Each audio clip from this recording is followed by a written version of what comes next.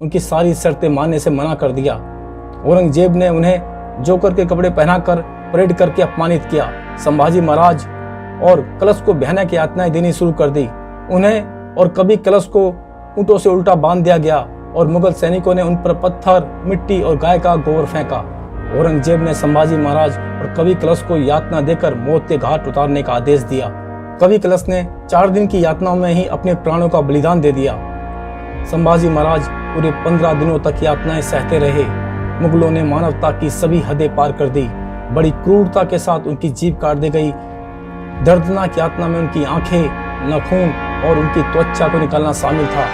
संभाजी महाराज को 11 मार्च 1689 धर्मवीर संभाजी महाराज समाधि स्थल तुलापुर, पुणे से तुलापुर 32 किलोमीटर की दूरी पर है। लोनीकंद से तुलापुर के लिए लेफ्ट टर्न लेना होता है और यदि आप आलंदी से तुलापुर जा रहे हैं तो आलंदी से तुलापुर केवल 11 किलोमीटर की दूरी पर है। 100 सालों में कोई एक सूरवीर जन्म लेता है जो धर्म की रक्षा के लिए अपने प्राणों का बलिदान दे देता है।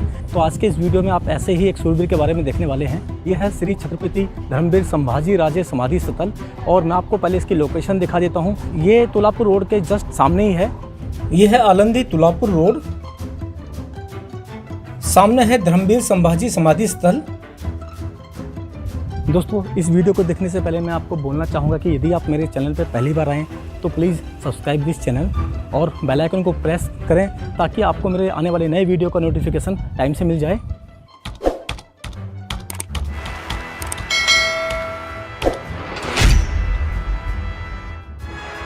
संभाजी महाराज का जन्म 14 मई 1657 को पुणे के पुरंदर किले में हुआ था और इनका बलिदान दिवस 11 मार्च 1689 था। संभाजी महाराज ऐसे सूरवीर थे जिन्होंने 179 युद्ध लड़े।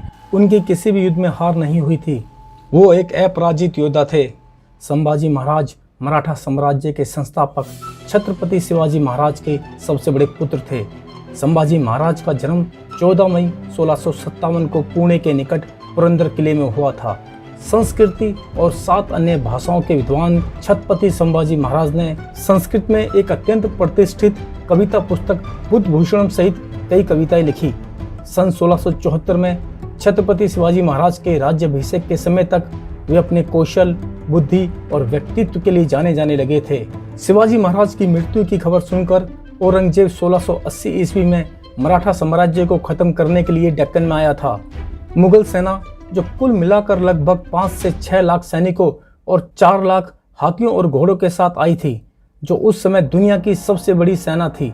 इतनी विशाल सेना की सहायता से उसने आदिल शाह, बीजापुर और कुतुब शाह गोलकुंडा साम्राज्य को जीत लिया था। औरंगजेब ने कुतुब शाही और आदिल शाही साम्राज्यों से मुकर्रब खान और सरजा खान नाम के 2 सेनापति हासिल किए। फिर भी वह मराठा साम्राज्य का अंत करने में सक्षम नहीं था। यह औरंगजेब के जीवन का अंतिम युद्ध था जो 27 वर्षों तक चला और 1707 में औरंगाबाद के पास उसकी मृत्यु हो गई थी। औरंगजेब की सेना कम से कम 8 से 9 गुना बड़ी थी। उसका पूरा साम्राज्य संभाजी महाराज से लगभग 15 गुना बड़ा था। हालांकि संभाजी महाराज ने बहादुरी से लड़ाई का नेतृत्व किया और औरंगजेब को एक भी बड़ी जीत हासिल नहीं होने दी। संभाजी महाराज ने सिद्धियों, चिकदेवराय और पुर्तगालियों से युद्ध करके उनको मराठा साम्राज्य पर आक्रमण करने से आगाह किया और उन्हें किसी भी तरह से औरंगजेब की मदद करने से परहेज करने का आदेश दिया। इस प्रकार संभाजी महाराज ने इन 3 शक्तियों से मराठा साम्राज्य को होने वाले किसी भी खतरे को समाप्त कर दिया। 1689 की शुरुआत में संभाजी महाराज ने औरंगजेब को दक्कन से बाहर करने के लिए अंतिम तैयारी की। उन्होंने कोकड़ के संगमेश्वर में एक रणनीतिक बैठक के लिए अपने सेना नायकों को बुलाया। योजनाओं को शीघ्र ही शुरू करने के लिए संभाजी महाराज ने अपने अधिकांश साथियों को आगे भेज दिया और अपने कुछ भरोसेमंद लोगों के साथ वहीं पर रह गए। दूसरी तरफ गुरुजी सिरके संभाजी महाराज के बहनोई ने मराठों को धोखा दिया और औरंगजेब के कमांडर मुकर्रब खान को संगमेश्वर का पता लगाने, वहां पहुंचने और हमला करने में मदद की।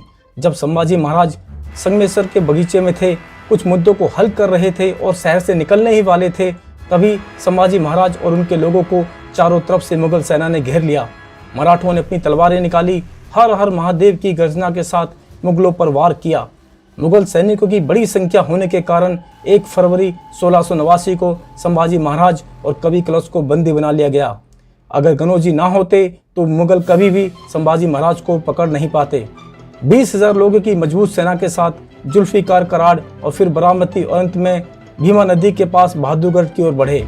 उन्हें और उनके सलाहकार कवि कलश को बहादुरगढ़ ले जाया गया। संभाजी महाराज को एक कैदी के रूप में औरंगजेब के सामने पेश किया गया। औरंगजेब को बहुत खुशी हुई। वह अपने शाही शासन से उठ खड़ा हुआ। उनकी आंखों और चेहरे की चमक की काफी प्रशंसा की। संभाजी महाराज की महानता को स्वीकार किया।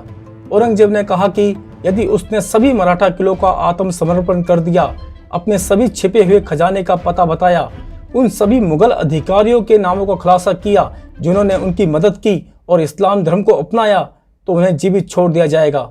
संभाजी महाराज ने उनकी सारी शर्तें मानने से मना कर दिया। औरंगजेब ने उन्हें जोकर के कपड़े पहनाकर परेड करके अपमानित किया। संभाजी महाराज और कलश को भयानक यातनाएं देनी शुरू कर दी। उन्हें और कभी कलश को ऊंटों से उल्टा बांध दिया गया और मुगल सैनिकों ने उन पर पत्थर, मिट्टी और गाय का गोबर फेंका।